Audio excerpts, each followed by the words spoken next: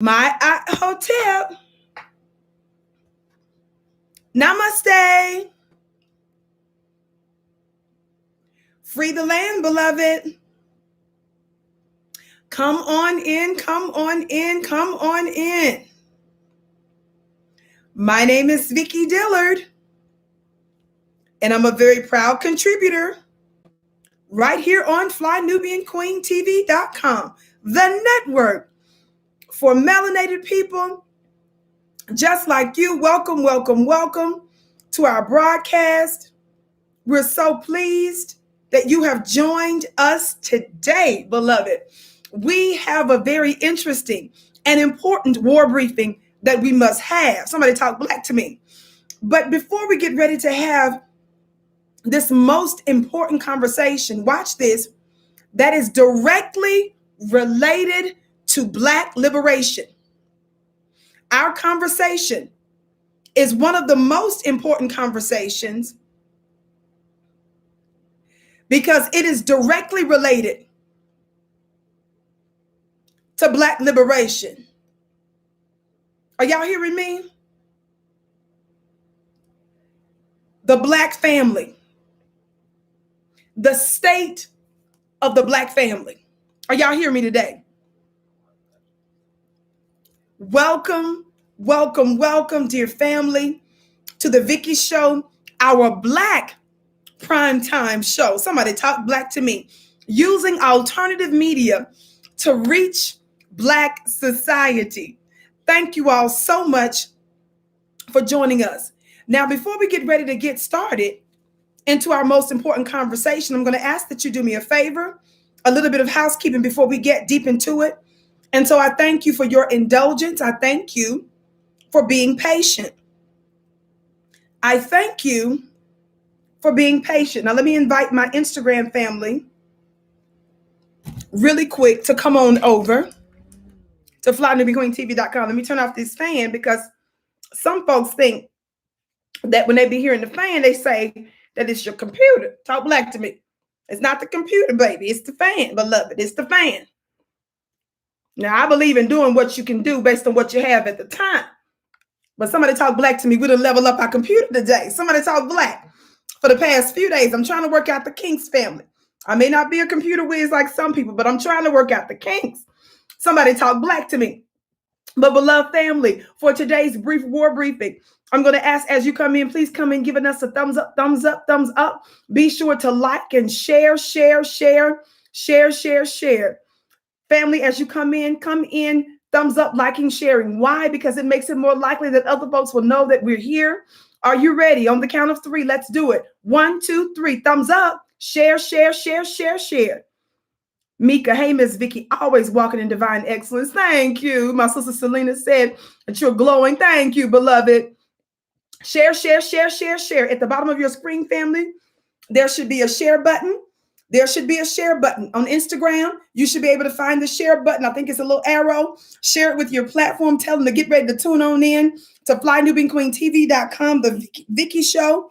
We're on live and direct. You can access us live directly on YouTube at Fly Nubian Queen, or if you go to FlyNubianQueenTV.com, that link will get you directly there as well. FlyNubianQueenTV.com, or go straight to YouTube and put in Fly Nubian Queen, and you'll be able to access us on both places. I love you all so much, family. Thank you so much for tuning in to the Vicki Show, the Black Primetime Daily Show. We're typically here Monday through Friday, 6:30 p.m. Eastern Time, right here on FlyNubianQueenTV.com. By the way, family, I want you to know I'm going to go early tomorrow because I have a doctor's appointment. There's going to be a lot of little changes here and there, but always make sure that you look for the Vicki Show because I'm going to go a little early tomorrow. So look for me early tomorrow on the Vicki Show, okay? Just some maintenance stuff I got to do at the doctor's office. Thumbs up, share. Thank you, Instagram. By the way, you can follow me on Instagram at Vicki X Dillard. And also Instagram, I want you to get ready to come on over to Fly Nubian Queen because I'll need to use this device shortly, okay? Thumbs up, family. Share.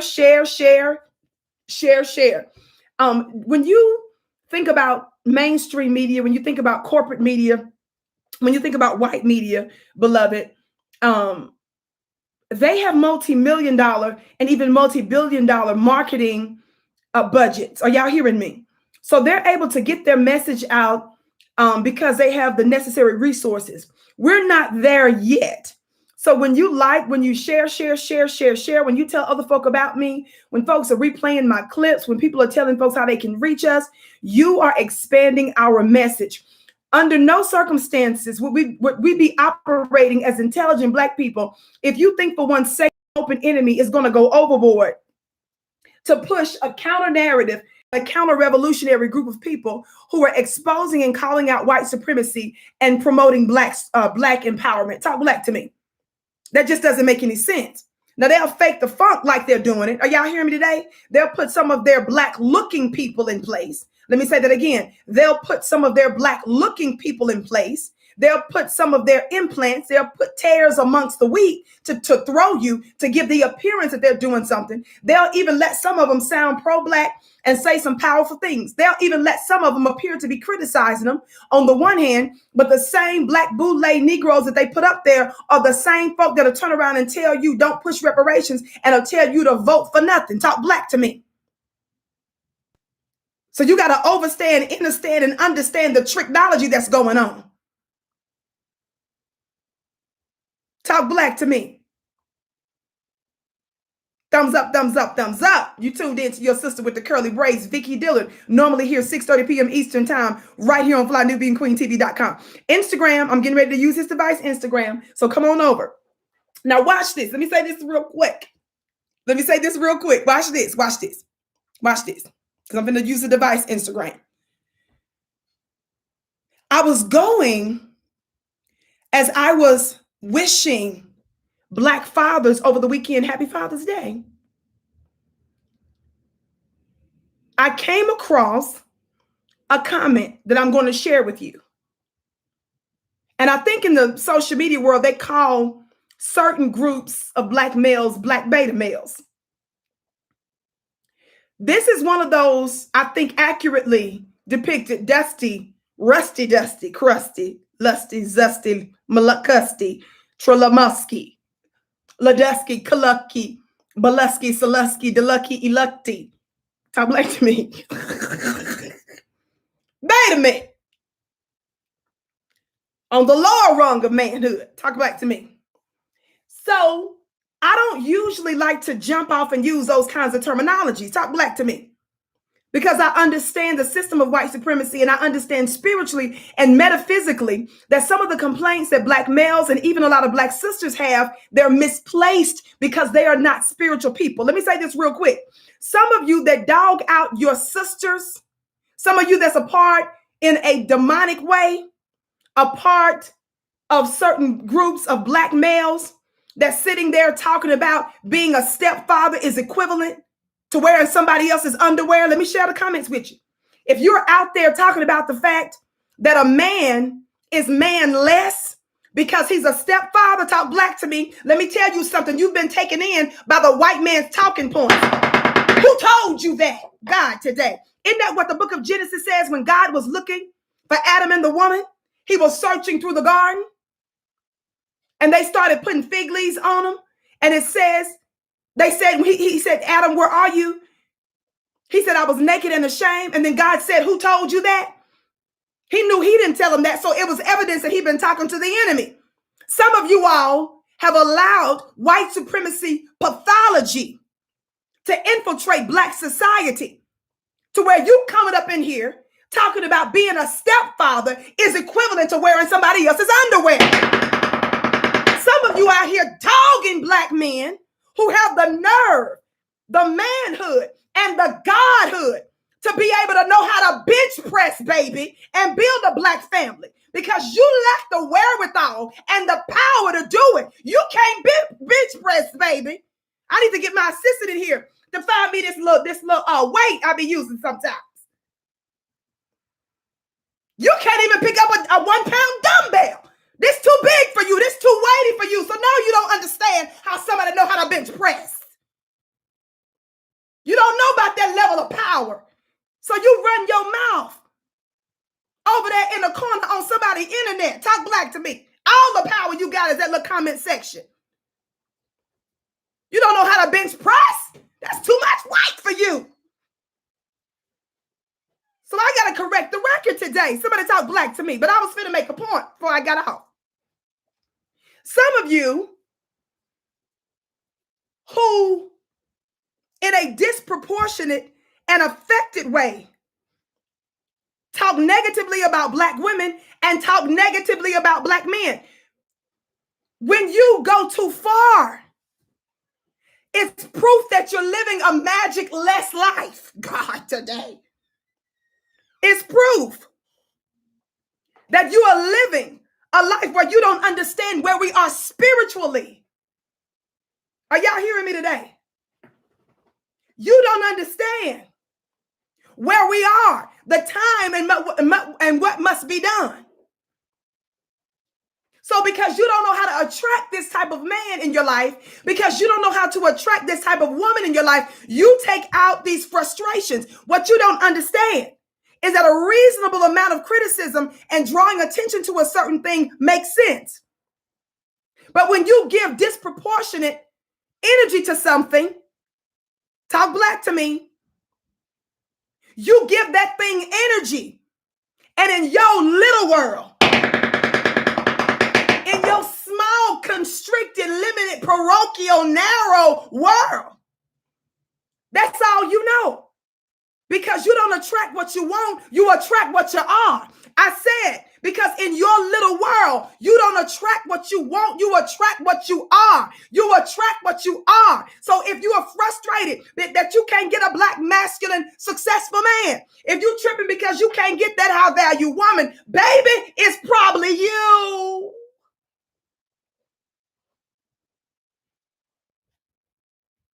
Thumbs up, thumbs up, thumbs up. So let me get ready to show you what I posted on Instagram today. So Instagram, I'm finna hang up. And I want to talk about okra. How many of y'all know about okra? Somebody say, we eat our vegetables over here on the Vicki Show. We believe in okra and kale. For those of you who don't know, that's weird. They're affectionately known. Oprah Winfrey and Gayle King are affectionately known amongst Black grass society, amongst the BGR, which means Black grassroots. They're known as okra and kale. Talk black. We know that Oprah, who was the original, one of the original OG anti-black feminist, anti-black male feminist. Some of y'all that's new out here dogging black men, you better watch what Oprah's doing. Oprah is an OG. Oprah made billions. And Oprah is trying to talk black. Oprah is sitting up here calling black men kings and stuff. Oprah just did a special to my honoring the black kings and stuff. Oprah is not doing that because Roland Martin and Joy Reid and Don Lemonade called her out. Oprah is doing it because we, the Black grassroots and the new black media, gave her so much work over the years that we have exposed her complicity with white supremacy and the undoing of the black nation, and particularly the black man. Baby, she's trying to shape it up. She's trying to change it up. Oprah's finna push 70 pretty soon. She's scared that her legacy gonna turn out to be like Barack Hussein Obama. Barack Obama didn't think he would be touched with his legacy. He thought that he was gonna be able to write his own book. But Obama is battling what his reputation is because we've been exposing him. And Oprah said, look, I ain't going out like that. I'm coming all the way out and just saying, look, we're gonna honor our kings. God, today. But let's get ready to talk about it. All right, Instagram, come on over to FlyDivingQueenTV.com. Again, family, you can follow me on Instagram at Vicki X Dillard. You can follow me on Instagram at Vicki X Dillard. Let me get ready to post this. While I'm doing that, family, on the count of 3, hit that thumbs up button and share. Share, share, share. Wow. Are you ready? 1, 2, 3. Thumbs up.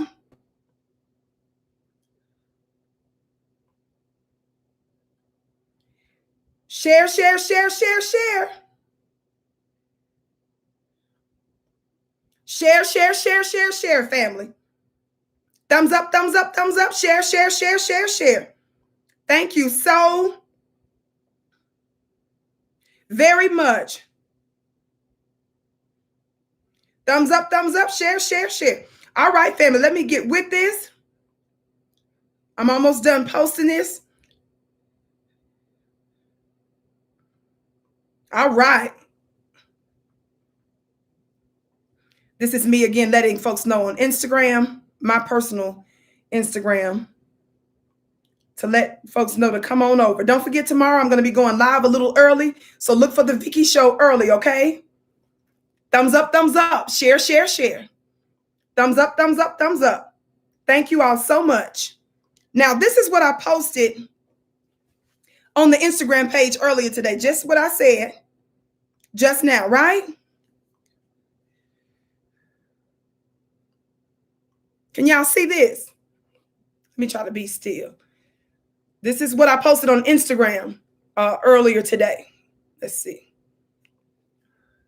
That's Oprah with her guest on the show. Let's see. And this is the scene to a clip I want to get ready to play in just a moment. So you all don't think I'm making this up. Look at what the background says. It says OWN Spotlight. Of course, OWN is her former network that she used to own all the way, but she don't own it all the way anymore. Talk black to me. That doesn't mean she's still not doing shows and content for it and getting a little bit of money, little pennies and stuff here and there, but it ain't like what it used to be. Okay, this is a photo from that interview. Can y'all see this? Hold on.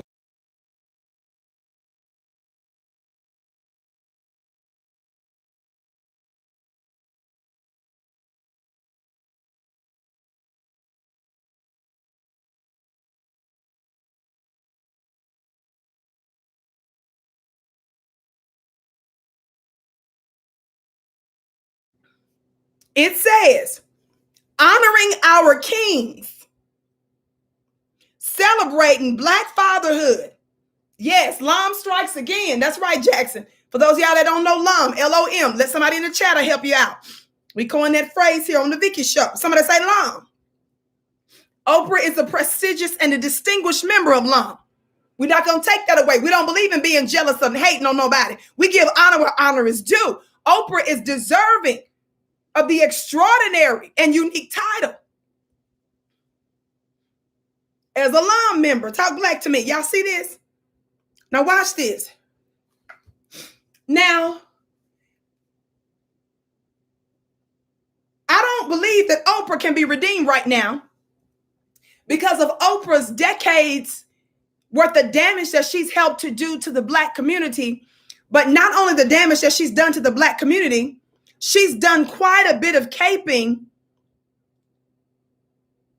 for white men, for Zaddy and stuff. Are y'all hearing me today? So she has not only done great work to undo the Black family and Black society, she has done extraordinary work to assist white supremacy. Not over a year's time, beloved, but over decades. Are y'all hearing me? The thing with Oprah is that it's good to repent. It's good to shift. But we don't see her calling out Harvey Weinstein in a real serious way, right? We don't see her calling out David Geffen like he should be called out. Somebody talk black to me. She is not giving us the secrets and the inside knowledge that we need to have on the infrastructure of white supremacy domination within media. Talk black to me, somebody. So there's much more work that Oprah needs to do that she hasn't done. I believe the stuff she's doing now it's about damage control to her reputation. Again, this has everything to do with what we, the Black grassroots, have been exposing. Are y'all hearing me today? Thumbs up, thumbs up, thumbs up, family. Thumbs up, thumbs up, thumbs up. Share, share, share for today's brief war briefing. Thumbs up, thumbs up, thumbs up. Now watch this. So I'm going to talk about that just briefly, but I didn't want to do too much hardcore research on this because I wanted today's show to be, again, one of those shows to where I'll be able to talk to you heart to heart, because this is a serious topic when we're dealing with the Black family. When we're dealing with relationship type stuff, when we're dealing with this kind of stuff, family, it's serious. And it has to do with the war against Black people. So whenever it comes down to relationship type stuff, when it comes down to the male role, female roles, those kinds of things, all of this is my business. Talk Black to me. All of this is our business. The Black family, having a strong and healthy Black family, is the headquarters in this war against white supremacy. And it's the springboard, and it's the foundation upon which we're going to build a new world and a new reality. Are y'all hearing me today? This is no small thing. Now, I've done numerous shows over the years exposing Oprah's manifold sins and her comrade, K.O. Fail King. So you're just going to have to go pull up my name, Vicki Dillard, and then pull up Oprah's name, pull up Gail's name, and look at the many shows that I've done so that you can be brought up to speed. Because sometimes people just start talking to us and why y'all attacking another Black person? Oprah did good things. Oprah opened up a school, and you're totally ignorant of the goings on. Somebody talk Black to me. You're just a passerby, and we trying to help educate you. You new, and it's okay to be new. It's okay to be new. Just be willing to learn, just willing to be open, okay? Now watch this. So back to this point before I go to Oprah. So over the weekend, I was wishing on Twitter, on my Instagram stories, on my personal YouTube page, right? I was wishing the brothers happy Father's Day, right? Fan page, my fan page was doing it, all that, right? And as you all can imagine, it's impossible for me to read all the comments. And to be honest with you, when I do read some, it's only a small handful. And because our show is aired on other platforms, it's impossible for me to even know what all is being said, in different, quite literally around the world. So those times that I take a few moments to look at some of your feedback and what you're saying, it's quite fascinating, right? Whether it's a hater or a troll or whatever the situation is, we come across all kinds of comments as well as a lot of supporters. Well, this little fella by the name of Eric J. We're just going to say Eric J, right? Eric J.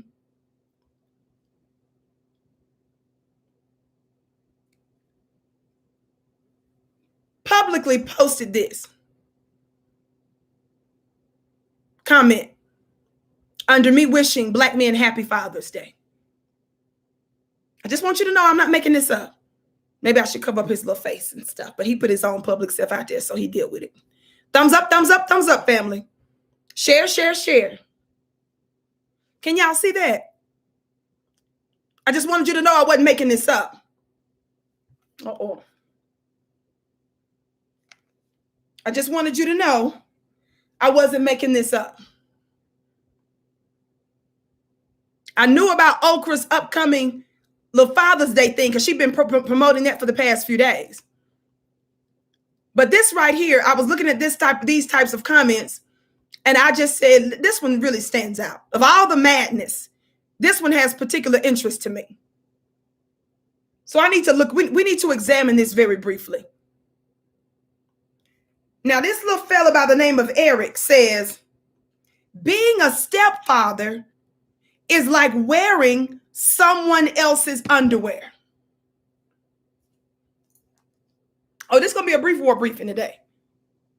Look, Eric James said, Eric J, said, being a stepfather is like wearing someone else's underwear.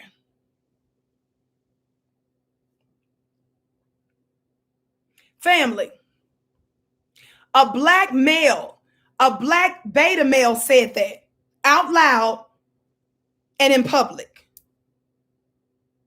with ostensibly his name and picture beside it.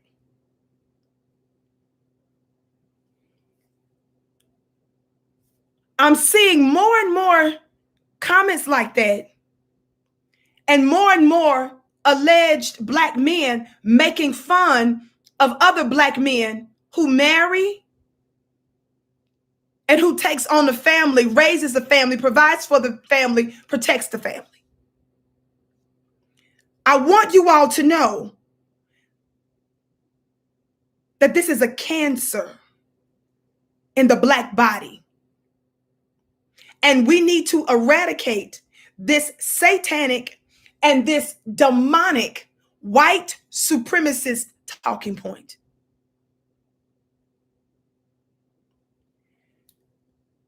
This show is not about advocating for you to go out and intentionally find a woman and a family, as some of y'all will call ready-made families. But even if you did, so what?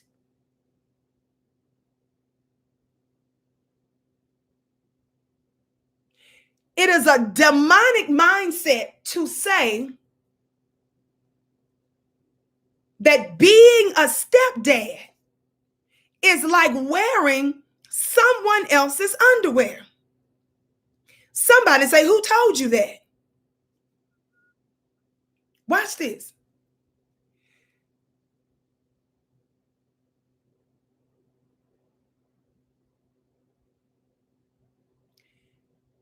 The Black family, after nearly 5 centuries of unmitigated and unabated hell, oppression, and destruction. Y'all listen. The Black family, after nearly 5 centuries of hell, are y'all hearing me today?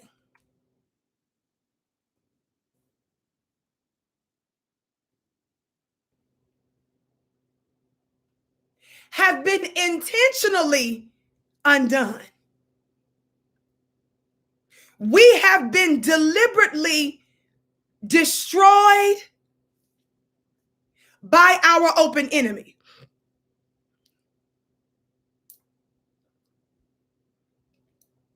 And they started with the destruction and the attack on the Black family.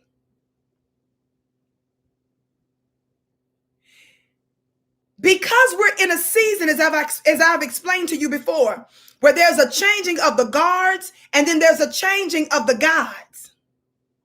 There's a new world order and there's a new reality that's coming into existence where the Black family, we will no longer be the tail, but we will be the head. We won't be beneath, we'll be above, and we'll be the rulers.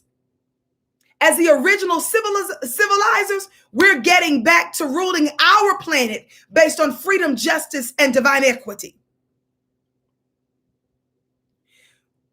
As our world begins to shift to bring this new reality, family, into being, it's messy. Because it's been war. It's messy because it's war. And whenever you're coming out of a war state for nearly 5 centuries and trying to build a new world after your open enemy has traveled the world over, lying, stealing, killing, and destroying it, it's going to take some time to rebuild, and it is messy. Talk Black to me. Thumbs up, thumbs up, thumbs up, thumbs up. Share, share, share, share, share.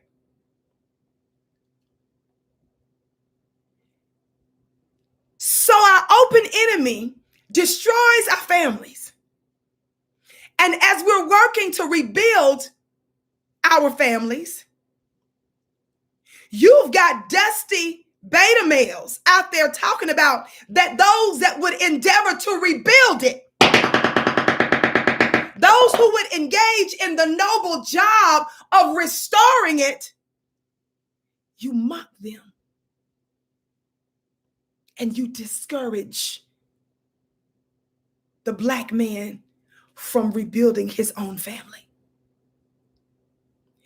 True fatherhood is never solely based on one's DNA, one's RNA, and one's bloodline.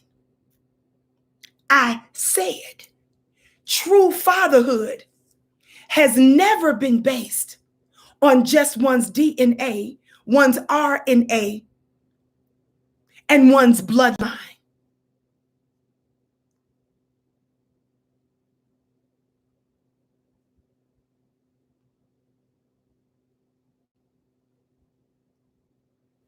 This is a white supremacist demonic ideology that's trying to infiltrate Black society.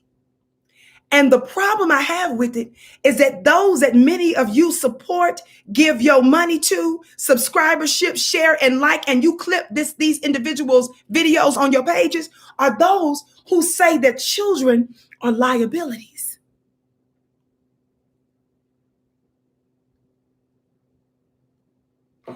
That is demonic, and that is truly satanic.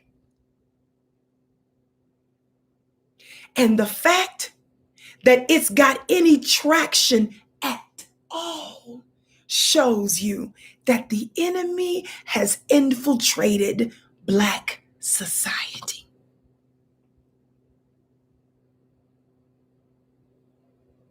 If you individually choose not to marry someone who has children, that's fine. That's not the issue. The problem is when you open up your big, fat, sloppy, white supremacist mouth to denigrate those that would. And you're doing it because within yourself, you can't bench press. You're 6 foot, 220 pounds over there in the corner at somebody's gym, lifting a 2-pound weight, thinking you're doing something. That's your level. I understand why it was seen to be an impossibility, because that's your level. Leave the hard work to the real gods out there. Leave the building work to the builder. Because that's what a true man, that's what a true father would do, especially because we're coming out of war. In preparation for today, I was reminded of the process of demolition. Thumbs up, family. Share, share, share, share, share.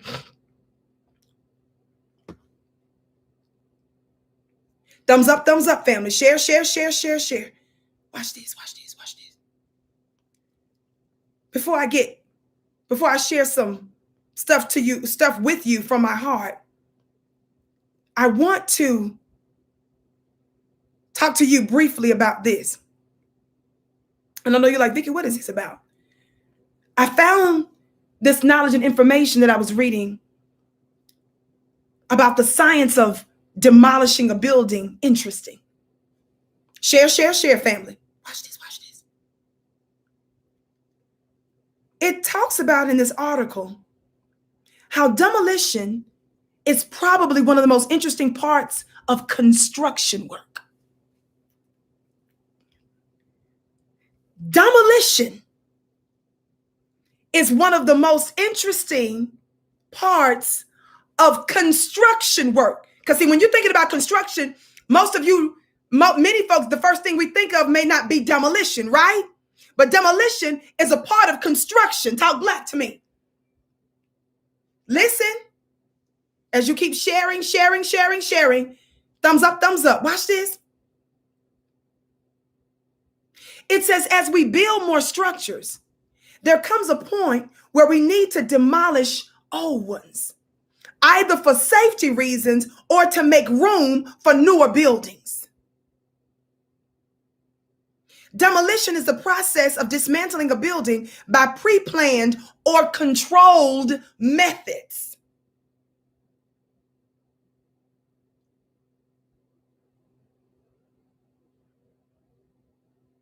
It says, however, there's more to demolition than swinging a wrecking ball. It involves highly trained experts working with debris, weather conditions, materials, mass, and physics. Methods may vary according to the type of building that's being demolished. Y'all listen, I'm going somewhere. This is a place for intelligent Black people, but also spiritually intelligent Black people. It talks about here that pre-demolition process. And it says that before demolition is executed, the experts must consider several different factors. Now, there's a process that's dealing with the building survey, where experts examine the different characteristics of a building, such as the materials, building usage, method of construction, condition, draining conditions, traffic conditions, building codes, and neighboring communities. So you don't just go in there and start tearing up stuff. Y'all better listen. Shout out to our moderators in the chat. By the way, family, they're going to be putting important information and important links. They're highlighted in blue. So make sure that you take note of some of the stuff that the moderators are putting in there, important links. You can screenshot it, or during the show, you can even rewind it, talk Black to me, or click on the link so that you can refer to the link for later usage. Then part 2, another thing to consider about the pre-demolition process is the removal of hazardous materials. It says specialized personnel is called upon to remove dangerous materials from the building prior to demolition, such as asbestos, minerals, radioactive substances, flammable materials, and petroleum contamination. It goes on to say how, number 3, the demolition plan. Experts craft a detailed plan illustrating what will be involved in the demolition, how it's supposed to be carried out, the equipment that will be used, so forth and so on. Then there's safety measures. Why am I bringing this up? Let me say this part 2. The next step is to select the safest and most efficient demolition method that stays within budget. Not all demolitions end in explosions. Methods can range from devastating blasts to non-explosive piece-by-piece removals. Some include implosions, excavators, wrecking ball, bulldozers, and selective demolition. Let me tell you something. I'm bringing this process of demolition up because it's messy. But in constructing a new building, it might be necessary. And there are different forms of demolition. I'm likening the stepfather or the father figure or the male figure that comes into one's life to help restore the family, the boy, the girl, the woman. And they work with materials that they have. And these are not unintelligent and sloppy men. It requires a level of expertise. An intelligent king that knows how to take what some of you Negroes consider to be trash. He sees it as his treasure. Are y'all hearing me today? What's one man's trash is another man's treasure.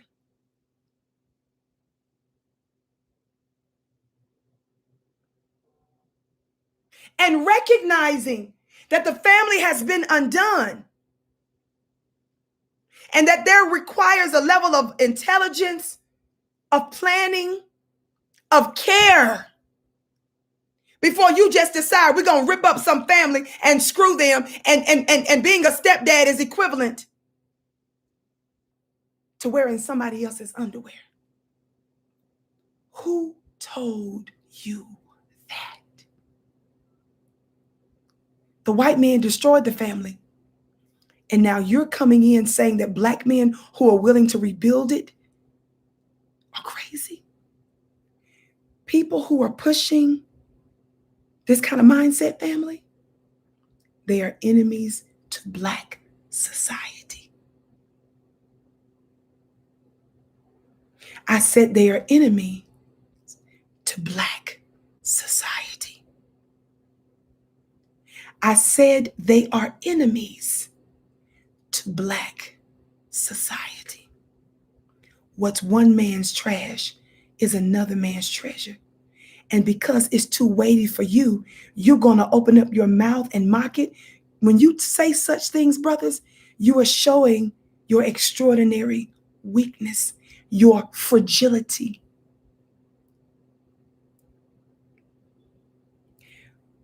But I could go further and deeper and be more technical on that. But I don't want to be right now.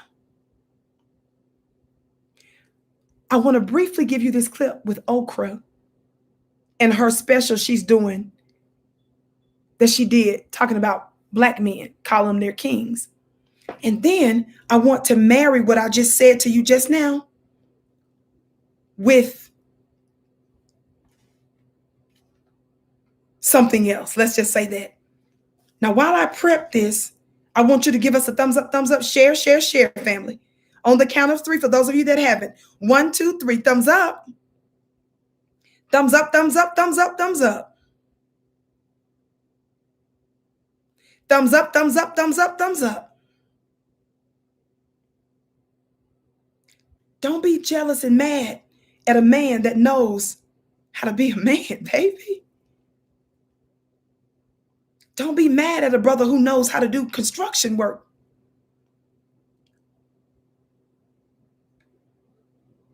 Who knows the proper material to use and how to build a family, how to build a woman, how to build children and raise them and rear them and provide and protect for them.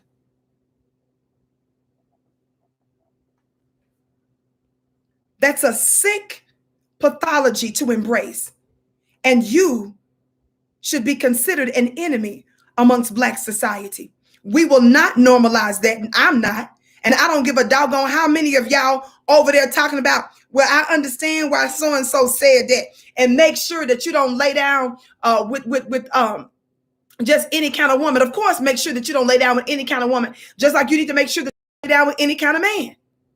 That's not the point today. I'm dealing with that specific mindset of mocking, denigrating, and disrespecting a man that knows how to be a man that has the necessary bandwidth to build. Copyright disclaimer under Section 107 of the Copyright Act of 1976. Allowance is made for purposes such as fair use, criticism, comment, news reporting, teaching, scholarship, and research. Fair use is use otherwise permitted by copyright statute that might otherwise be infringing. Nonprofit, educational, or personal use tips to balance in favor of fair use. I just want you to listen to a little bit of this clip. And I'm going to say this. Some of y'all need mamas and daddies. See, some of y'all don't have mamas and daddies. Proof that some of you all don't have mamas and daddies is because you say certain things out loud that you should keep to yourself. Talk Black to me.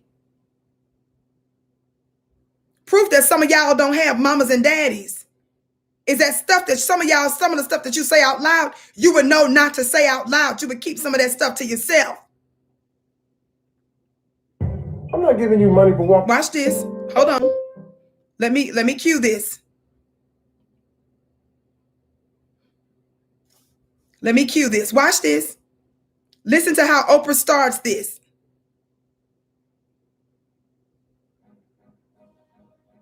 Let me turn this down because I don't want.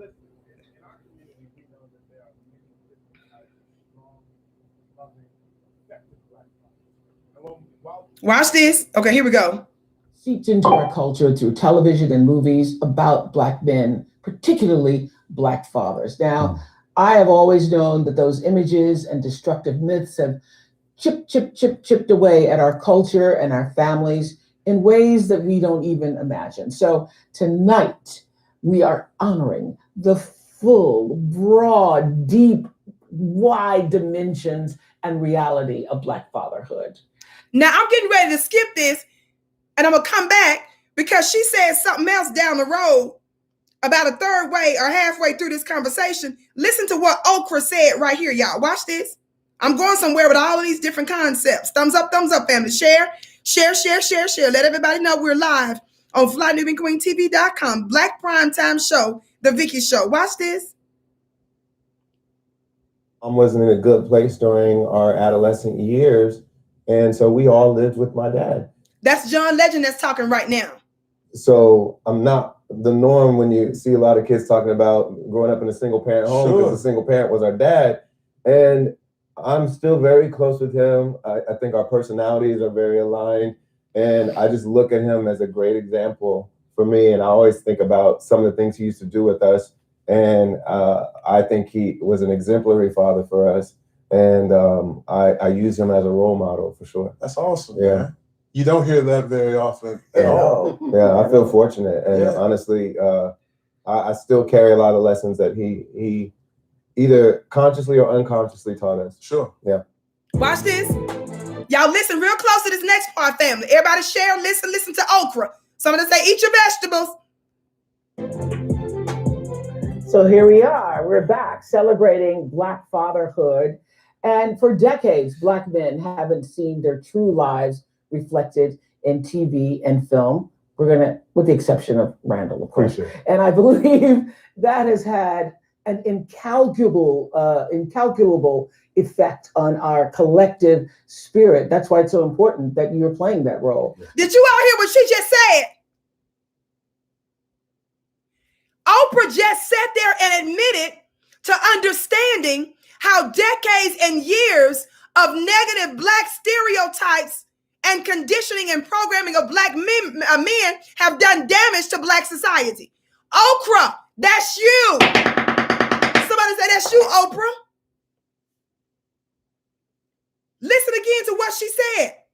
Some of you new people, you brand new Black men haters that's out there, y'all are just now on this real hard, for real, nonstop, can't stand Black men. Oprah is the OG. Oprah is doing a U-turn right now. Y'all better pay attention to the original anti-Black man, Black feminist. Oprah is making a U-turn. You better ask yourself why. You better ask yourself, what does Oprah know? Listen. A single parent was our dad, and I'm still very close with him. I think our personalities are very aligned. A remarkable experience. Talking about our own experiences as dads. Well, I lived with my dad primarily. I use him as a role model for sure. That's awesome. Yeah. Man.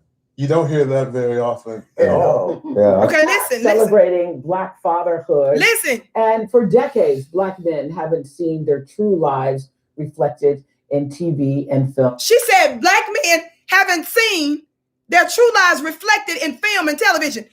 Well, how is that, Oprah? When all the movies you did was about, how do you do a movie like the movies Oprah did, where it comes out of slavery, it comes out of the sharecropping era, Black Code, Jim Crow era. Oprah loves all the movies. The reason I can't stand The Color Purple is, how is it that you're going to come out of an extraordinarily racist America? You watch that movie, you end up having more hate for the Black man than you do for the white man that slapped Oprah's funny looking self and put her in prison, in jail. Whenever you watch these movies, white people who cause the chaos, they get all the credit and the glory for giving the appearance that they're fixing their own madness. That's why I don't like The Color Purple. Funny looking movie. I don't like them kind of movies. I don't know why y'all enjoy that mess.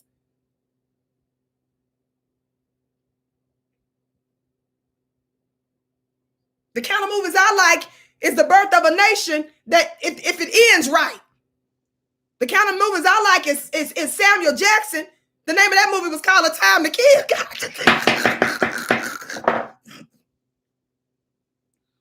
Now, y'all know, of course, I'm not telling you to go out there and to take nobody out. I always teach you to be responsible and intelligent and follow the rules. But I'm just saying, that movie that Samuel Jackson is in called A Time to Kill, it's a blessing and an honor and a glory to watch that movie. I get peace on the inside. God, today. I like Samuel Jackson in that movie. It's a movie. I'm not talking about real lives, brother. I'm talking about in the movie. Samuel Jackson said, we got a system here in Mississippi.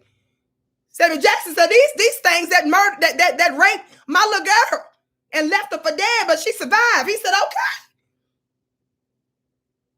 Some of y'all may say he ain't no high value man, but Samuel Jackson in that movie is a high value man.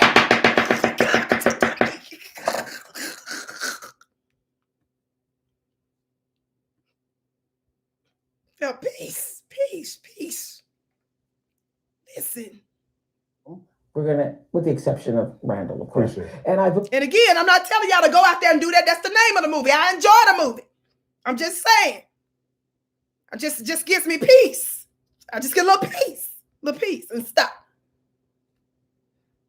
That has had an incalculable effect on an exemplary father for us. And I use him as a role model. One more time, because y'all cannot miss what Oprah is admitting here. Watch this. Oh, for sure. That's awesome. Yeah. Man. You don't hear that very often at all. Yeah, I feel fortunate. And honestly, I still carry a lot of lessons that he either consciously or unconsciously taught us. Sure. Yeah. Okay, hold on, family. Hold on.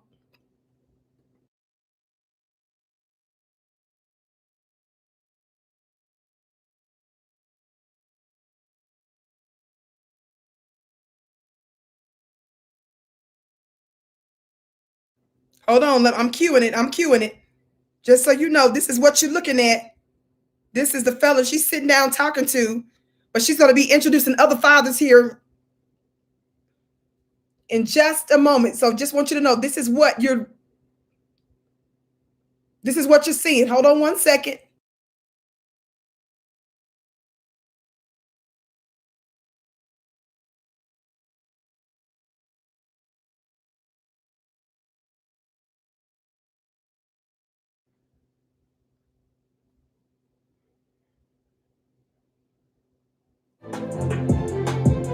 So here we are. We're back celebrating Black fatherhood.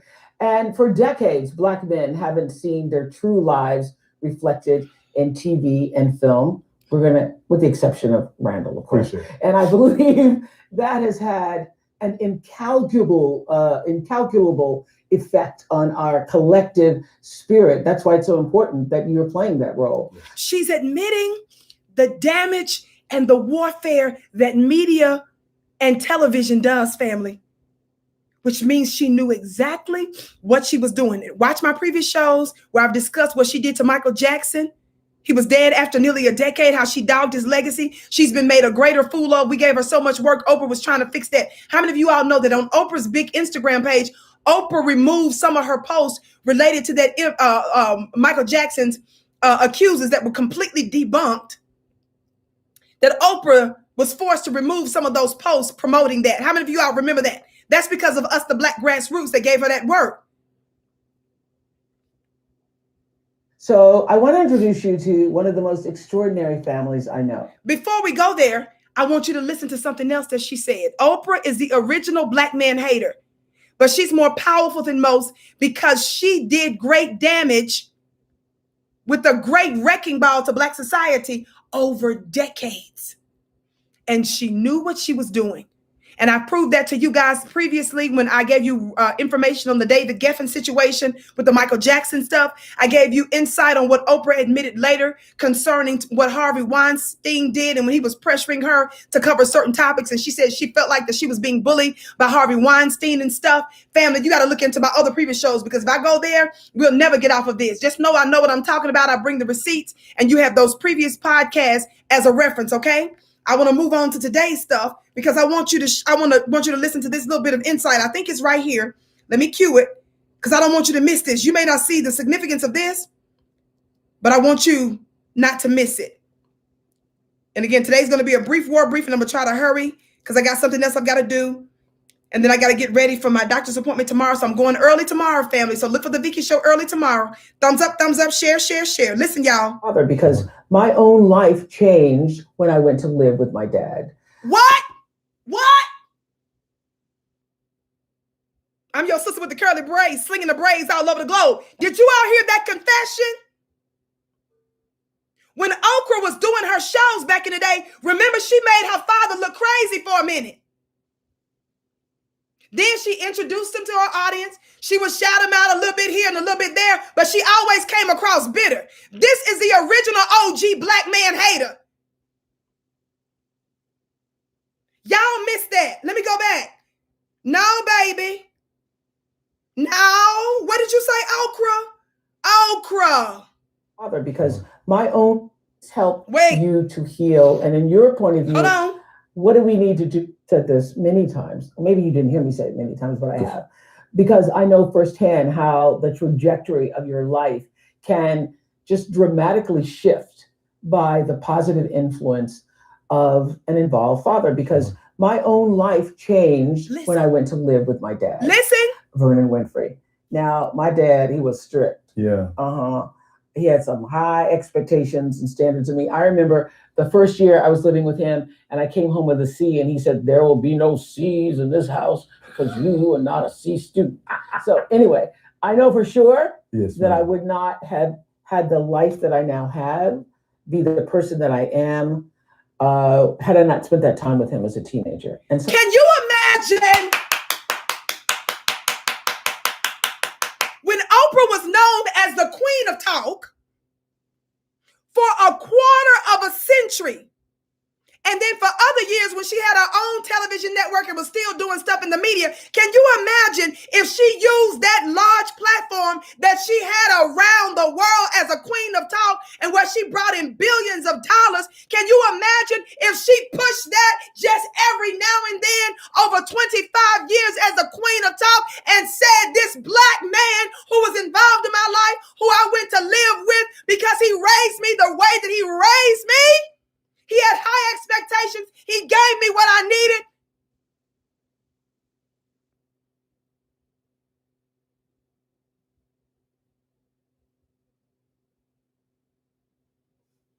That would have messed with her ratings, though.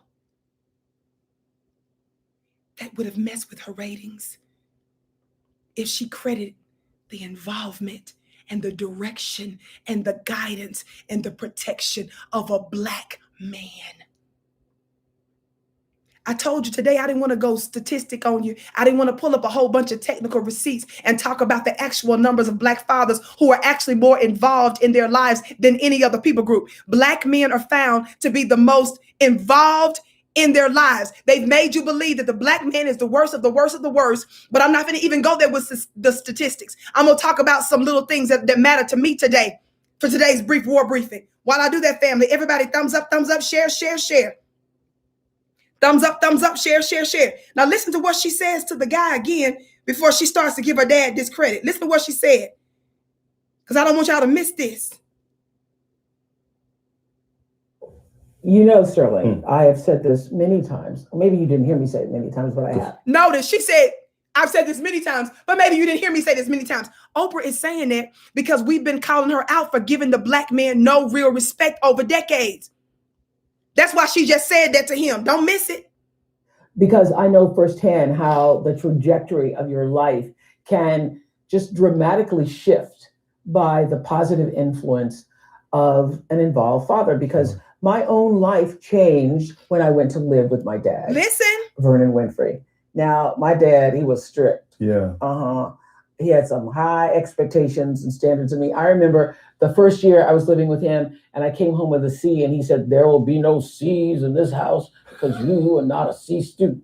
So anyway, I know for sure that I would not have had the life that I now have, be the person that I am, had I not spent that time with him as a teenager. And some of my fondest memories growing up with my father, who is still a barber right now in Nashville, Tennessee, at the Winfrey's Barbershop. Right. Yes, I would let him cut my hair, but I wouldn't let him shave me if I were Okay. Deal. But one of my fondest memories is hanging out at Winfrey's Barbershop in Nashville and all of the fellas, all the men sitting around listening to them talk. Always the best. Hearing the chatter, the Family, think about that. Can you imagine if she said that on a regular basis when she was dominating the talk world, the media world? We have called her out. And here she's acknowledging that the entire, did you all know that Oprah, as a young girl, this is stuff that's out there, she became pregnant at a very, very, very, very, very young age. Tell the truth. Who just said it in the chat? How Paul Mooney said that Oprah was a double agent. Y'all know the black comedian, the black truth teller comedian who just recently passed, may he rest in power. I remember reading that somewhere where he was calling out Oprah. Of course, I didn't know that he did that so many years ago because it just felt right in my spirit to call her funny looking stuff out over the years. Oprah knows what she's doing. just like she knew what she was doing over the many decades when she was disrespecting Black men. And now that the pressure is not on as much and she's not sitting in that seat and the spotlight is not as strong as it used to be, now she's trying to fix her pathetic anti-Black legacy. Somebody say Lom. Somebody say League of Mammies.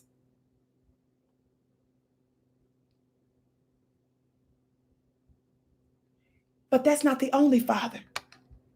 Y'all know there have been many Black men who were not only deeply involved in their child's life, but actually shaped it and caused them to be great. One such man that some would consider to be a mixed bag, but nevertheless, he was extraordinarily intriguing to me when I started to read about his story. Who is Richard Spencer? Do you all know? I've done whole shows on this man. Who is Richard Spencer, family? I mean, excuse me, the devil is a lie. Richard Williams. God, today the devil is a lie. That's a white supremacist, Richard Spencer. For some of y'all, they your zaddies, but I'm talking about daddies today. God, today. Who is Richard Williams? Yes. Venus and Serena's father, right? Somebody just said, you asked yourself, why it right now? I just told you why now with Oprah. Her spotlight and her influence is not what it used to be. She was able to do even more. She was able to be a great benefit to white supremacy when the world was watching her more back then.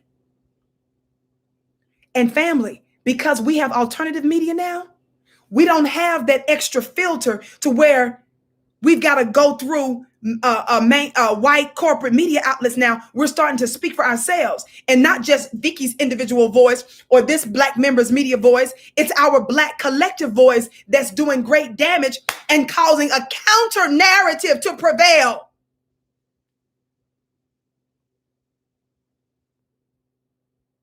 That's right, Joe Jackson too. They demonize him. Richard Williams. Do you all know that before Serena and Venus were born, he told his wife that he was going to have a couple of girls that were going to be basically dominating in tennis? Did you all know that he didn't know anything about tennis, that he taught himself about tennis? And that in the hood, he trained them? Did you all know that? Y'all, they want us to focus on the other little areas that seem to be more sexy and intriguing in his life. They want us to get all into who he's married to now and all this other kind of stuff now, but you all aren't paying attention. That this man wrote a whole book. He wrote a journal writing into existence what he was going to do before those two women existed. I said before they existed.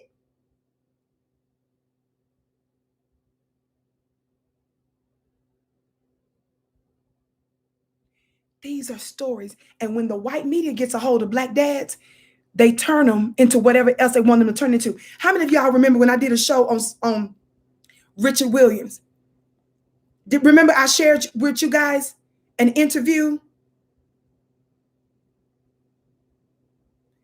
that Venus Williams' dad did, and the white reporter was trying to chip away at her confidence, and a Black masculine man came in there and shut it down? I know I can get it. I know I can get it. The sound is low, family. I know I can get it. No. Very confident. Very confident. You say it so easily. Why?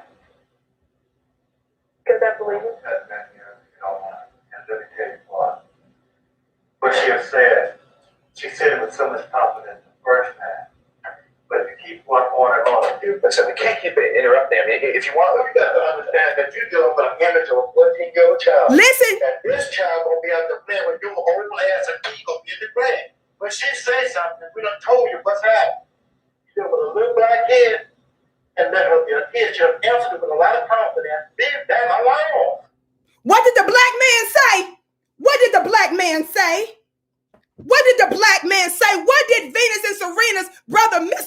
Richard Williams come up in there and do what to that white reporter? Do you know that's one of the ways black men you provide and you protect for your family? That white man was shaking and quaking when that black masculinity came up in there and said, she done told you, leave it alone. Daddy said, I'll mess up this Lily White interview. He didn't just write his children into existence. He didn't just learn about a sport he didn't know nothing about. He guided them along the way and protected them. He shut that you know what down. The black man lifted his little black girl's confidence to dominate the world in tennis in a way that we've never known before. And when he saw that the white man was tapping into a part of her power to diminish her confidence, it was a black man that said, no. He made them feel like they can dominate the world. And he helped to guide them.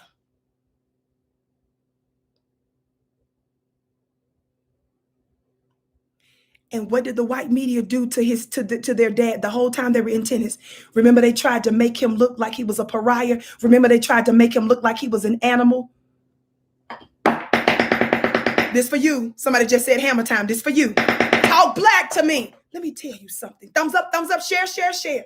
By the way, family, make sure that you join my weekly mastermind for only $1 at clubvicki.com. I talk about these spiritual principles there. Clubvicki.com. Your life will never be the same. Join for the first month for only $1. Club VICKI. Get it as a gift for you and 10 other people. Cash app them and say join today. And the amount after that, after 30 days, is very, very, very reasonable for a life that can be changed. Listen to me.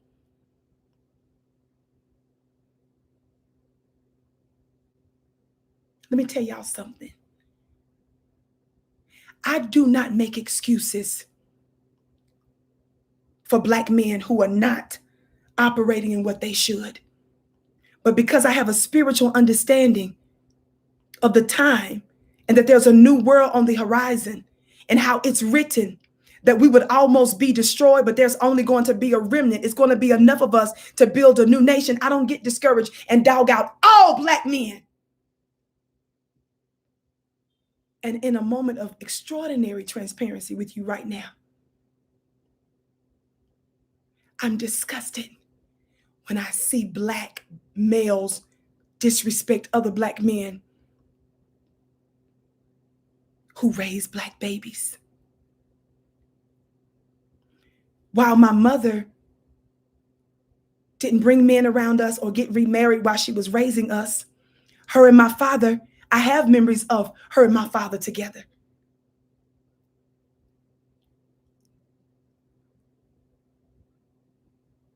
And then when they separated, that's how we ended up being raised by both my mom and my maternal grandparents in Mississippi. My mother never made excuses for my father, but she didn't dog him either. I said my mother never made excuses for him, but she did not dog him either.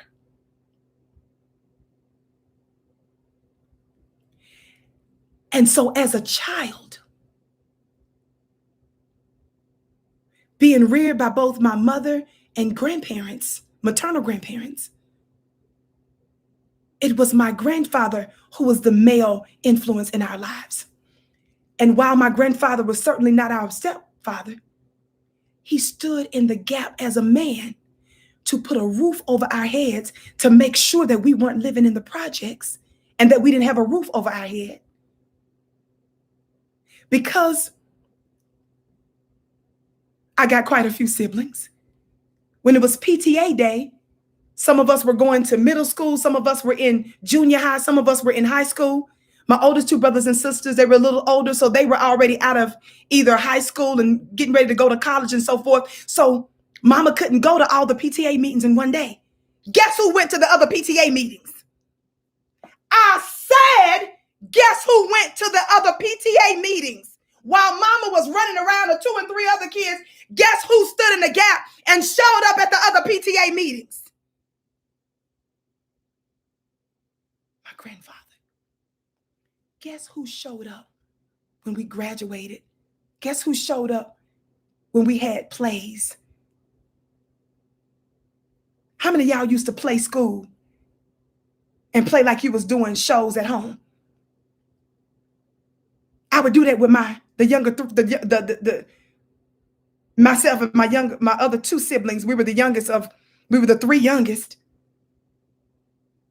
We would tell mama and them we're doing a play in the house. Mama would come, grandmama would come, granddaddy would come. One of my sisters is a sous chef now. She's been cooking since she was a little girl I named the name of her restaurant when we was a little girl. She would use my mama's and grandmama's and granddaddy's food that they paid for, charge them to eat it, and they would pay the money to eat at her restaurant in their house.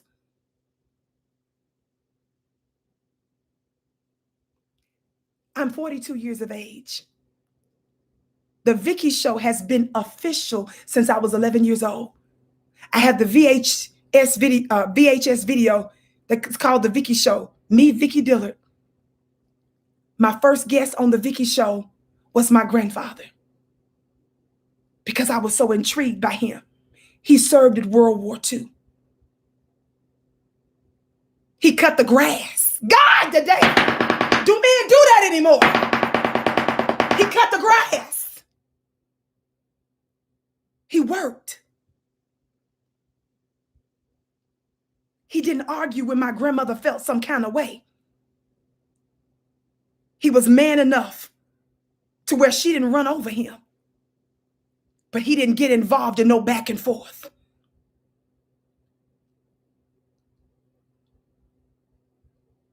My grandmother always loved for us to scratch her head. That soothed her. Sometimes my grandfather would do it. And at 70-something years old, 60-something years old, 70-something years old, I would see my grandfather have my grandmother sitting on the floor and he would scratch her head.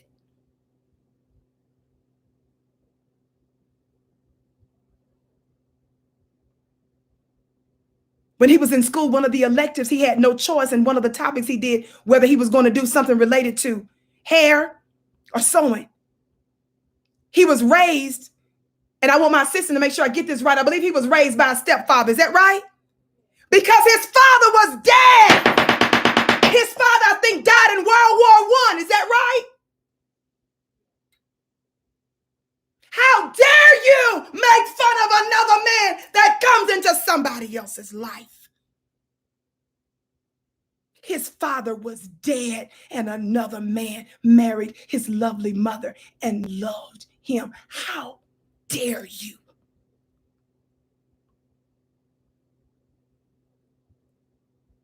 So because I didn't have the traditional male figure in my life, do you all think that I'm just going to give the middle finger to my granddaddy, who was a man, an all-the-way man?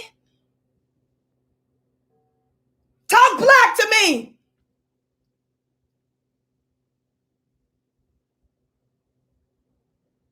I said was an all-the-way man.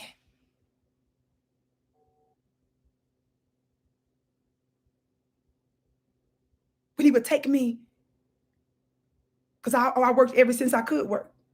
I wasn't even able to legally work. My mother had to get a permit for me because I wasn't old enough to technically work at the time. I was 15.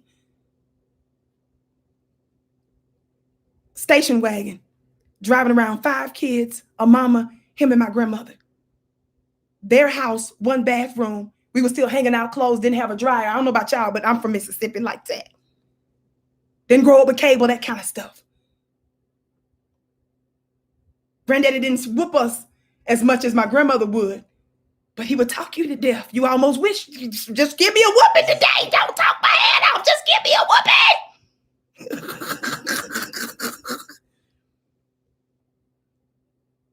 He was a giver and a server. I can go anywhere right now in the city I grew up in. And when they hear my grandmother's name, when they hear my grandfather's name, I get blessings and favor because of their legacy.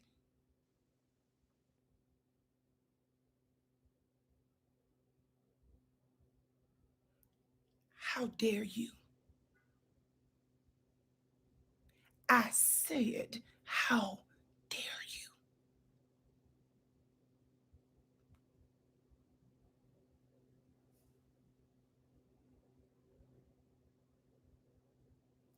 Am I mad at my father?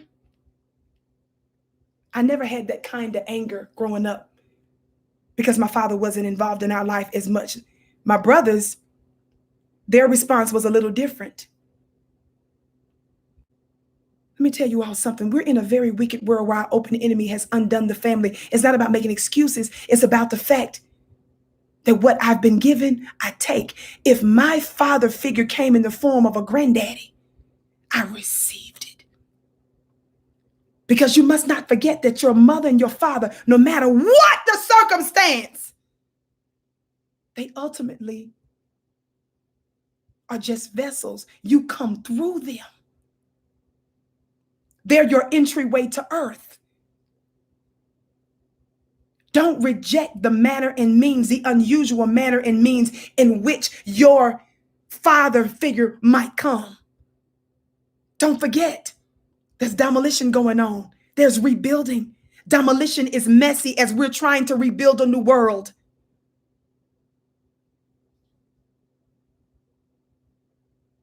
Why don't you see me doing nonstop back-to-back shows on dogging black men, including my ex? Because I understand. Does that mean I'm getting ready to marry a beta male? Do I look like I'm about to marry a beta male? Of course, I keep my current relationship status secret for obvious reasons.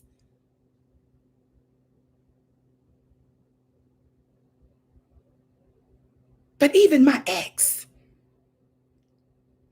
when the federal government came after me, they thought that because I was officially divorced, that they were going to be able to get some information or get an ex-scorned husband to say something crazy. They showed me the FBI documents, my team. In the FBI transcript, when the government reached out to my ex-husband, the transcripts is cussed out, is bleep cussing out cuss words in it, where he cussed them out and said, do you think I'm getting ready to help you build a case against my ex-wife? Fool. He was in a legal predicament separate and aside from that. And he was begging to be a witness and to speak on my behalf because don't nobody know who you really are like the person that used to live with you.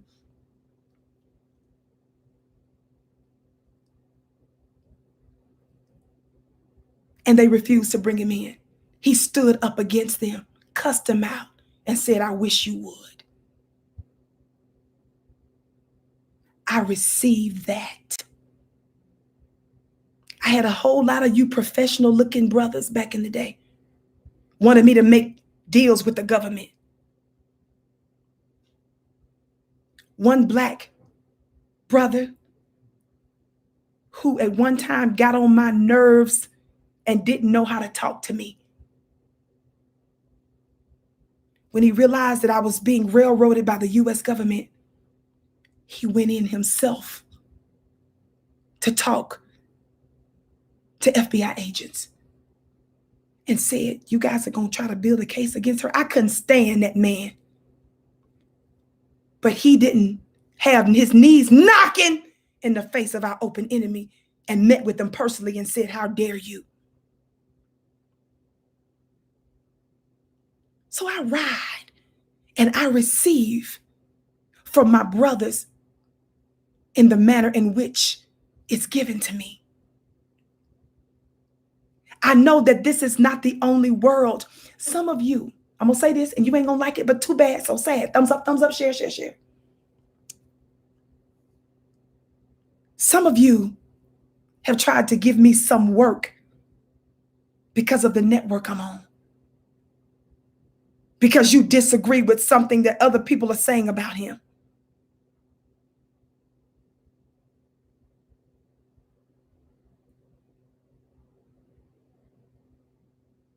Are you the ones that's been elevating my message and putting it around the world? Are you the ones that partner with me to help grow my business? Are you the ones that launched my message to the world and allows it to be heard in different places and different spaces, yes, we disagree on stuff, but on the foundational, fundamental stuff, we agree. But then you say, are you caping for that person, Vicki? The person that I defended early on, he said things that I totally disagree with. Does that mean we throw that individual all the way away? A part of a real masculine man's job and duty is security. They're producers. God, today,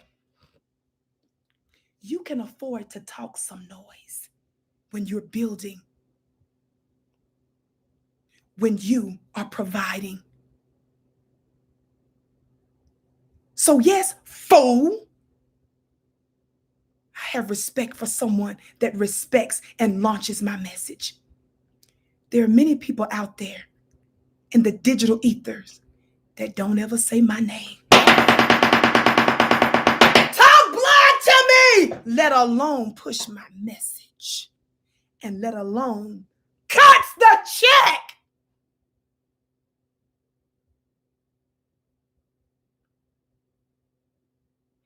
And if you don't have a problem with someone that tries to mess with or threaten that, something is wrong with you. It's not about not calling somebody out. Slowness. It's about, is the other person perfect? It's about who is elevating and lifting my voice.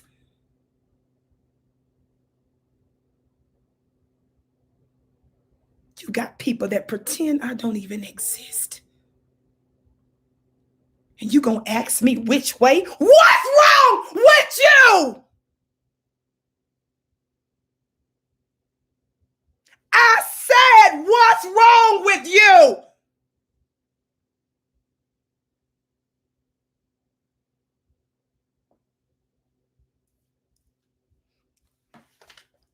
Let me tell your funny looking self while you trying to throw away every black man you can think of. If you can forgive Joe Biden, God, today, if you can still call Bill Clinton a decent man, if you running around here calling Trump Mr. President, former Mr. President, and Joe Biden Mr. President after the screw job he's done to black society, I know you can forgive a black man. If you can call Joe Biden Mr. President after the damage he's done to our families, when it's your open enemy that stole us, destroyed us, stole our labor, stole our intellectual property, destroyed us, set us on fire, if you can forgive them, the ones that's responsible for the undoing of our family, what you look like telling me about mine? Funny looking self. Thumbs up, thumbs up, thumbs up. Now let me say this so I can get out of here. Because I told you I didn't want to be scholarly or scholastic deep today. I wanted to talk from my heart. Because y'all done lost y'all mind. Some of y'all just need some mamas. And let me say to you, some of you all this. I know that because when I was in the belly of the beast, I was listening to sick mindsets and inmates and prisoners. And I said, my God, I ain't know why you crazy. Some of them was in the prison with their mamas. So y'all crazy because y'all need mamas and daddies. Sometimes when people don't have that structure, guess what? Sometimes in other ways, we end up filling in the gap for them, not even trying to. Don't get mad, beloved. Some of you are upset with the older generations. Just do what you do. Sometimes God lets you be upset and angry. The reason you can see the problem is because maybe you have the solution.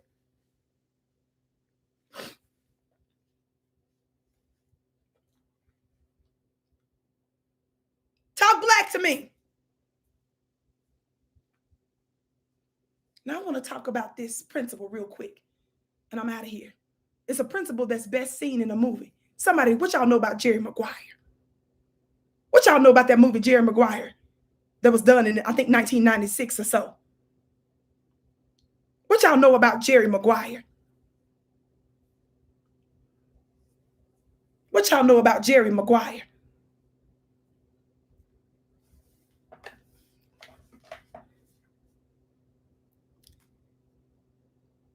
It's been a minute since I've watched the movie, but I thought about it before I came on today. I thought about Marcy Tidwell. How many of y'all know Marcy? M-A-R, I think she spelled it M-A-R-C-E-E, Tidwell. Somebody put Tidwell in the chat. T-I-D-W-E-L-A. What y'all know about Marcy Tidwell? What y'all, who is Marcy Tidwell? Let me see if I can. Who is Marcy Tidwell, family? I want us to use a movie as an example, because it'll make it easier for you to understand where I'm going with this. To make this our reality. Talk black to me, family. Who is Marcy Tidwell? T-I-D, yes, Tidwell. You got it right, Tidwell. Who's Marcy Tidwell? I'm waiting for y'all to put the name in the chat. Y'all don't know who no Marcy is? This is Marcy Tidwell. This is Marcy Tidwell.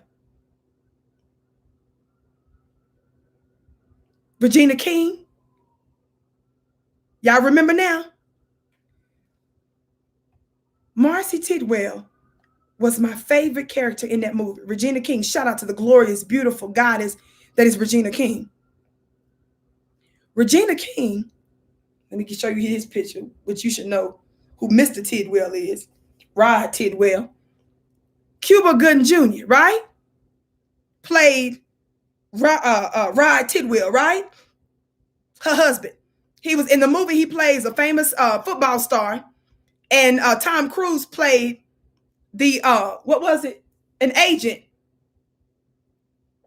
who worked for a major corporation that was, he could tell, was just really exploiting the players. He grew a conscience overnight. Tom Cruise, the character he played, Jerry Maguire, and started to go into business for himself as his own agent, right? Now, there's a couple of things that I want to say that we need to take from Rod Tidwell. Now, let me tell you what black masculinity looks like.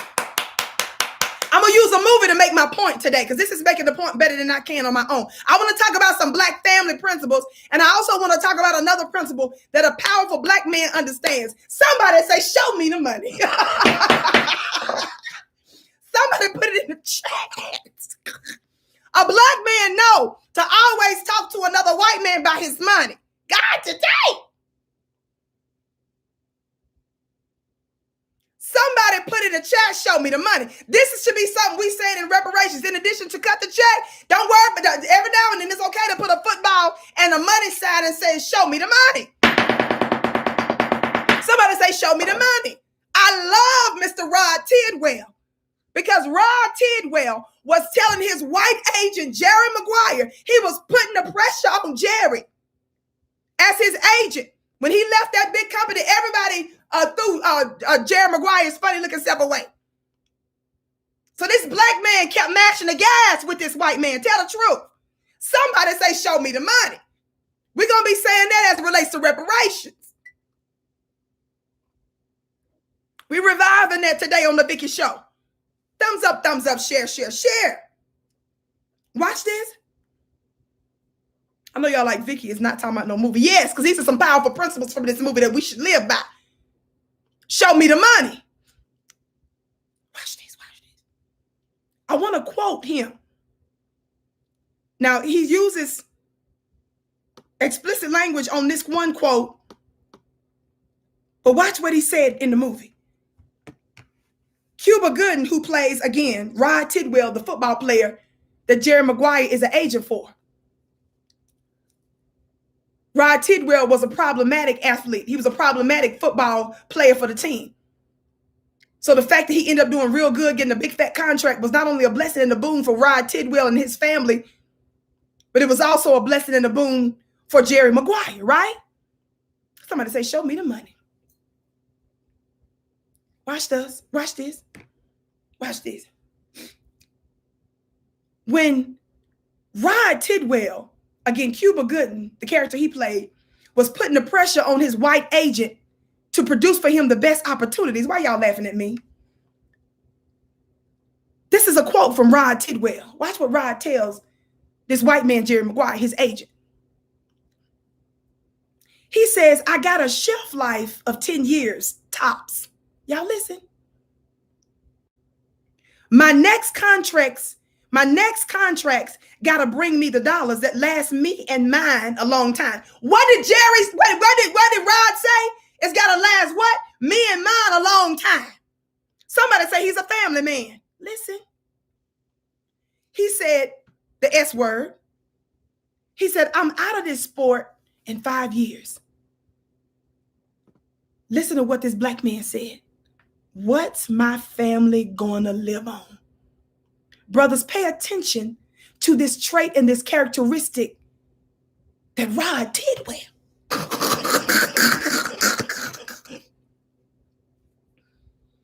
In Jerry Maguire, his focus was on providing for his family and legacy, right? Watch this, watch this, watch this, watch this. He said, and I'm quoting him, he said, what's my family gonna live on, huh? What you gonna get me? Y'all listen. So I don't wanna hear about your S. That's what he told the white man. He told him, look, I don't wanna hear about whatever it is you're going through. God today. But that ain't all. I'm going somewhere. Listen to this. Thumbs up, thumbs up, thumbs up. Share, share, share, family. Watch this. Why y'all laughing at me? Listen. Don't forget to join my weekly mastermind at clubvicki.com. The link is in the chat. Clubvicki.com for $1. Also text the word Queens to 31996 so that you can get on my phone list. Listen. Rod Tidwell also said this. He said, anyone else would have left you by now. That's what he told Tom Cruise, because Tom Cruise didn't have no more clients. Rod Tidwell was his only client when he left the company. He said, anyone else would have left you by now. He said, but I'm sticking with you. And if I have to ride your ass like Zorro, you gonna show me the money. Brothers, when you take your role as a provider and a protector seriously, do you know that the Most High, that the universe will set up favorable circumstances and situations to help you and to bless you, no matter how insurmountable they seem, because you're willing to put in the work, you're putting in the demand, and you are taking on that responsibility? But when you are tripping every time you got to pay for your child's shoes, and when you act like that woman of yours is a burden to provide for, guess what? You are releasing an energy into the universe, telling the universe you stingy, you see it as a burden, you don't want to do it. This black man took on that. What kind of woman did he get? God, today! What kind of woman did Rod Tidwell, who was considered to be crazy and flamboyant to the white world, what kind of woman did Rod Tidwell have? I'm waiting for y'all to tell me. Somebody in the chat just said, woo! That's right. Listen, answer me, somebody. I'm gonna wait.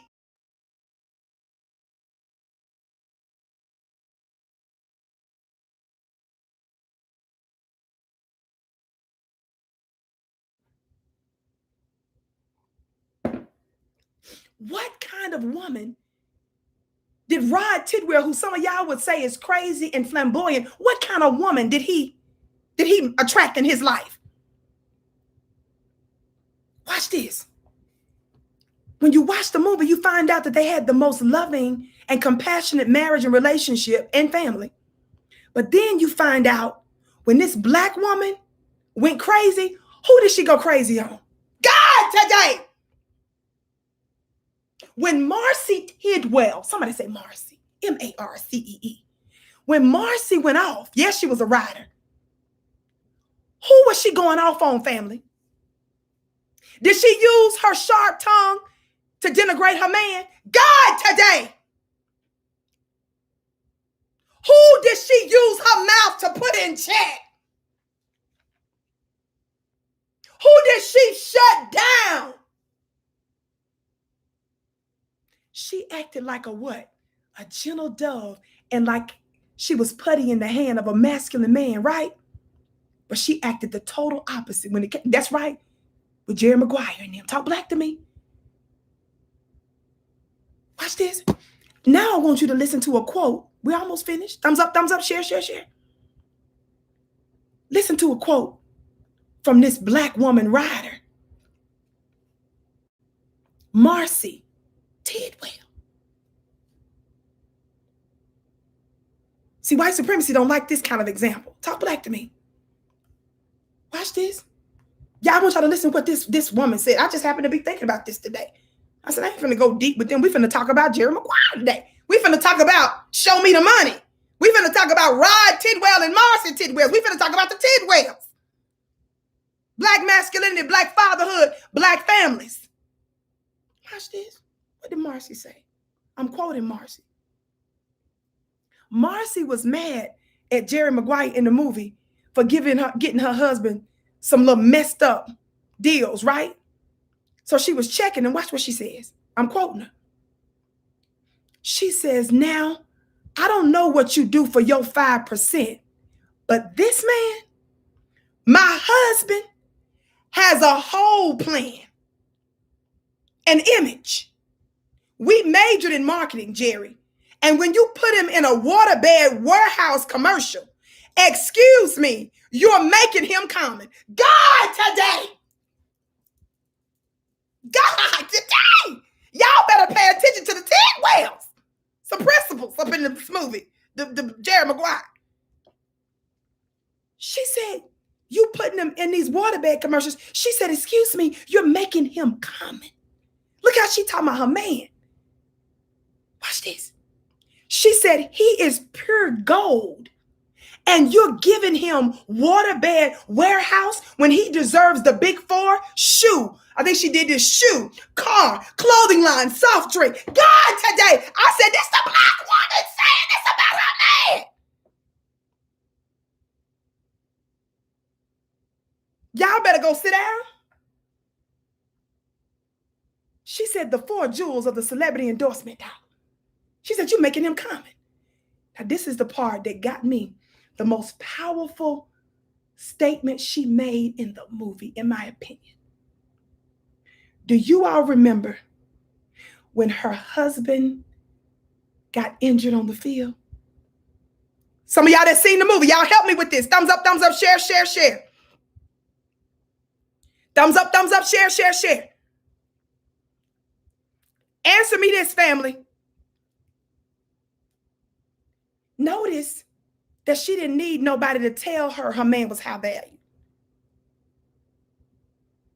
She knew it and she acted like it because he was operating in an energy as a provider and a protector, and he saw it as an honor to do so. So because of what he was exerting, his force field, his magnetic field attracted that kind of woman.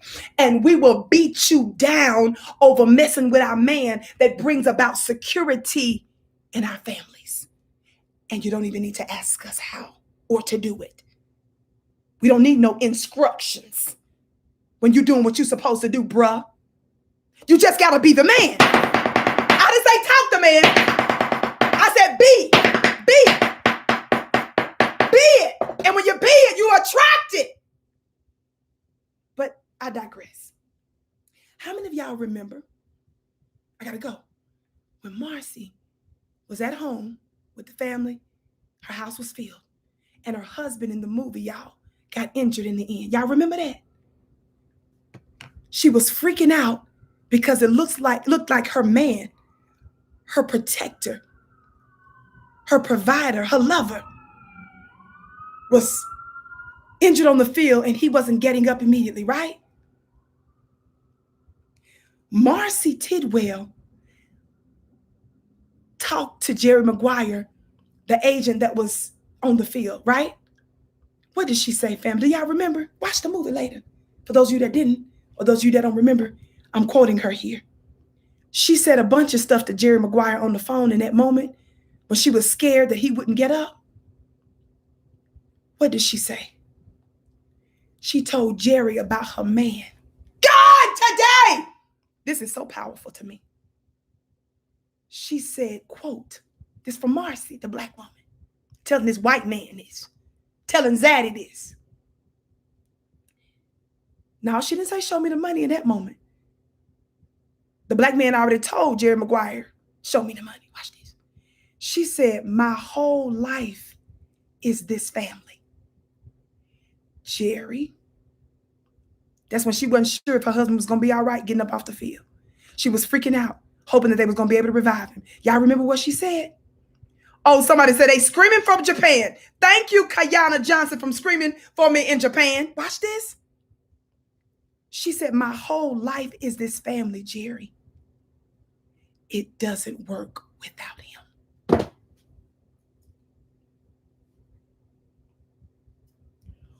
Whew. Y'all play too much.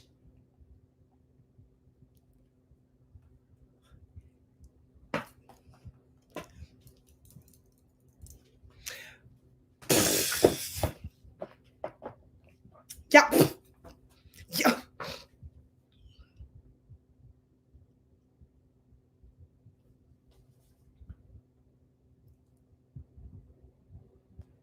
This black woman in the movie, Jerry Maguire,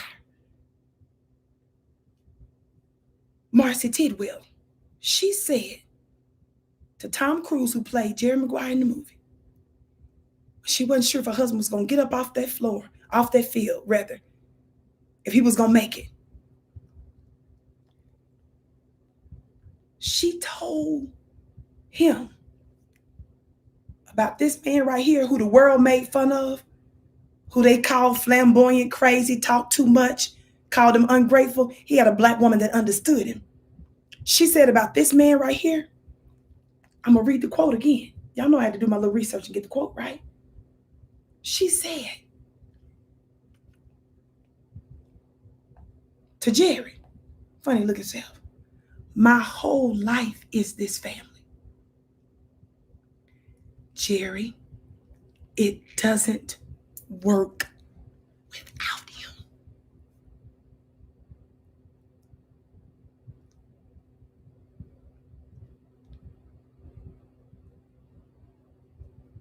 She rode hard for him. She was strong and incisive when it came to the white supremacist corporate system that exploited her husband.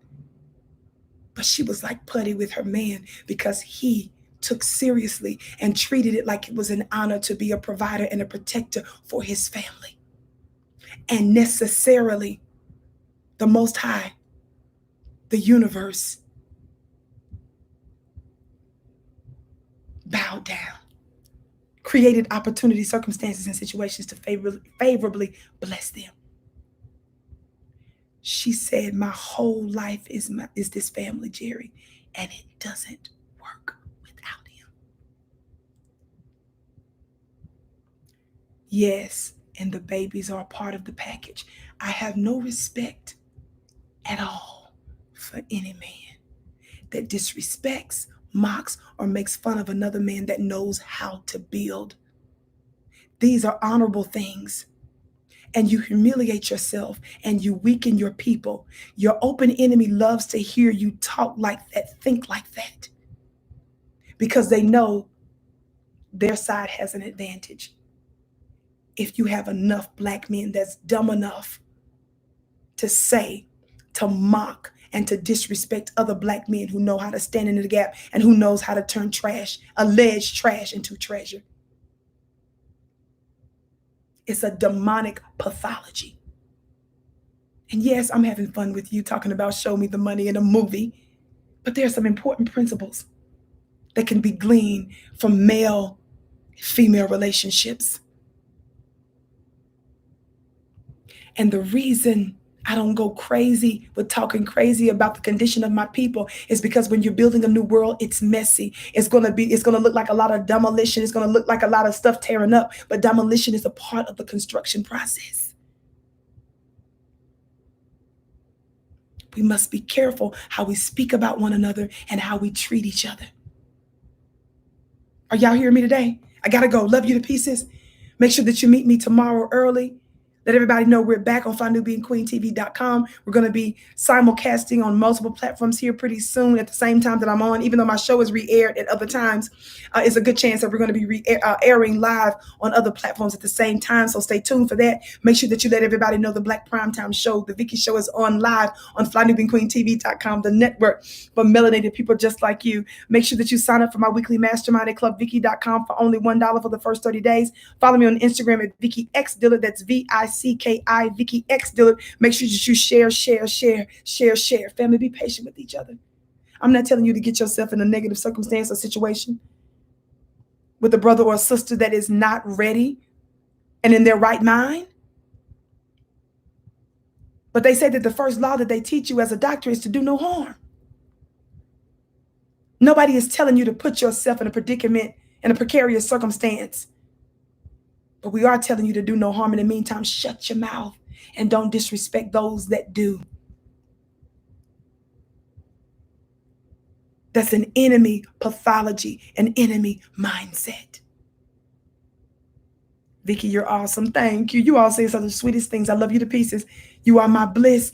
I bow to you. I'm your sister with the curly braids. I can't wait to see you again.